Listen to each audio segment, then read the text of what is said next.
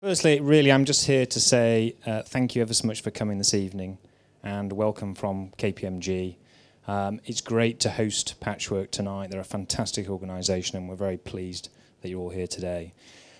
For those that don't know what Kpmg does, I was just very briefly going to explain what we do and our values. So we employ about 150,000 people around the world, 12,000 people in the UK. We employ 700 people in this office in Manchester. We're about to move office, so you'll find that our next office is slightly cooler than this one. And we're also a huge recruiter of graduates. So we recruit about 1,000 graduates a year from university. So we're a business that can make a difference and needs to make a difference to business generally. You may also think that we're a bunch of very exciting auditors, but we also employ solicitors, chartered surveyors, ex-policemen. We even employ computer hackers. So our business is actually quite broad, and we're really a professional services firm, and that is the foundation of what we do. And then really that's also the foundation of our ethics, if you go back to what we do and what we're trying to achieve. And we're very much driven by our values. So we've had the same 7 values for about 15 years, and they haven't changed, even through crises and whatever. They're exactly the same. And one of those 7 values is our commitment to the community.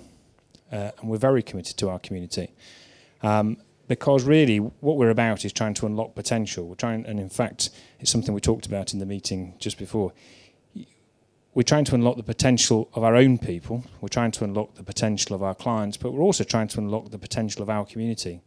Because the 700 people who work here all live in that community. We're also a very meritocratic organisation. So we just want the best people. Whoever the best people are, we want them, and we want to be able to unlock them to help our business grow.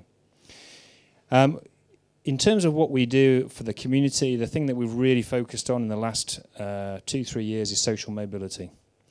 So we were one of the pioneers of the living wage, which is a really important, I don't know if you're familiar with the living wage, but there's a difference between the living wage and minimum wage.